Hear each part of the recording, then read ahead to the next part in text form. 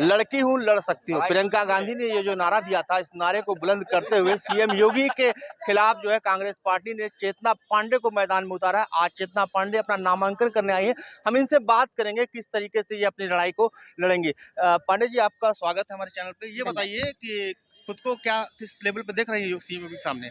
देखिए, जनता के बीच में रही हूँ और अभी तक जो भी जिम्मेदारियां मुझे मिली हैं जीवन में, चाहे साहित्य के माध्यम से मैं जो काम किया उसमें भी जनवादी स्वर रहा है, या एक छात्र संघ प्रतिनिधि के तौर पे गोरखपुर विश्वविद्यालय का इतिहास रहा है। ये रिकॉर्ड है कि अब तक छात्र छात्राओं ने मुझे सर्वाधिक वोट दिए हैं विश्वविद्यालय में, तो कहीं ना कहीं से नौजवानों का विश्वास तो मुझ पर रहा होगा, ये तो तय बात है।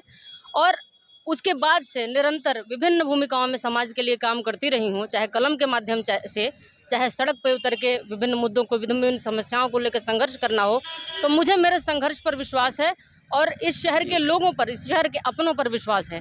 बाकी जहां आप संकेत कर रहे हैं माननीय मुख्यमंत्री जी का, तो मुख्यमंत्री जी ठीक है कि भाई पद पर हैं, मजबूत हैं, लेकिन इसके अलावा किस मामले में मजबूत है, ये मेरी बात मेरी समझ में नहीं आती, क्योंकि जनता ने उनको खूब आजमा के देख लिया है। कई भूमिकाओं में लगातार सांसद रहे और मुख्यमंत्री रहे। इस शहर को समझने के बाद वो मुख्यमंत्री हुए कि कहाँ कहाँ क्या चीज़ें हो जानी चाहिए थी, लेकिन उतने बड़े पद पे रहने के बाद भी जब उतना कुछ बदलाव नहीं हो सका, जब 4 महीने इस शहर को पानी में डूबे ही रहना है, तो जब आपने मुख्यमंत्री बना के उनको कुछ नहीं पाया, तो विधायक बना के क्या पा जाएंगे? चेतना जी, ये बताइए कि आपको नहीं लगता काफी वक्त गुजर जाने के बाद आपके नाम की घोषणा की, अब आप तैयारी कैसे करेंगे और क्षेत्र में कैसे अपने आप को एक्टिव करेंगे? नहीं, थोड़ा विलंब हुआ है, ठीक बात है, लेकिन मेरे साथ संगठन है, संगठन का सहयोग है और घोषणा नहीं हो सकती है, लेकिन काम नया नहीं शुरू किया है। लगातार समाज में काम करती रहूँ। ये है कि भाई नॉमिनेशन की प्रक्रिया में थोड़ी भाग दौड़ हुई और सारी चीज़ें हुई, लेकिन काम में कहीं समस्या नहीं है, जल्दबाजी से कहीं उस तरह की कोई दिक्कत नहीं है, क्योंकि नया चेहरा नहीं है। अगर कोई नया व्यक्ति लॉन्च कर दिया जाता तो उसके लिए समस्याएं होती, लेकिन चेतना पांडे शहर की बेटी है, इस शहर की बहन है, तो मुझे नहीं लगता कि कहीं को। अपनी जीत को लेकर कितना आश्वस्त हैं आप, ये बताइए? मैं परिश्रम कर रही हूँ,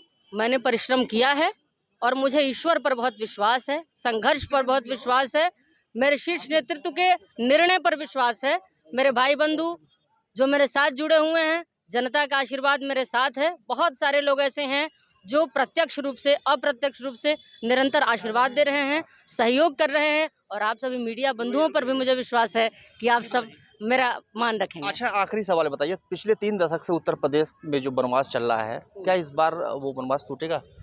निश्चित रूप से टूटना चाहिए। संगठन के स्तर पर भी तमाम फेरबदल हुए हैं। हमने सड़क पर उतर के, आप ईमानदारी से समीक्षा करिएगा कि बीते 5 वर्षों में कौन से दल ने सड़क पर उतर के सबसे ज़्यादा संघर्ष किया। किसने ट्वीट किया ये बात अलग है, लेकिन सड़क पर उतर के पीड़ितों के पास पहुंच के, समाज के विभिन्न वर्गों के पास पहुंच के, चाहे वो महिलाओं से जुड़ा अत्याचार हो, चाहे दलितों से जुड़ा अत्याचार हो, चाहे विप्र समाज से जुड़ा अनाचार हो, किसी तरह की दिक्कत हो, सब पे हमारी पार्टी ने फ्रंट पे आके लड़ाई लड़ी है। हम सब ने शीर्ष नेतृत्व के साथ, जहां जो जिम्मेदारी सौंपी गई, एक छोटे कार्यकर्ता से लेकर शीर्ष नेतृत्व तक, सबने अपनी भूमिका का ईमानदारी से निर्वाह किया है, और इस पर अगर जनता नहीं समझेगी तो क्या समझेगी। बहुत बहुत शुक्रिया। ये थी चेतना पांडे, जो कांग्रेस पार्टी की गोरखपुर शहर विधानसभा से प्रत्याशी है, आज नामांकन करने आई है।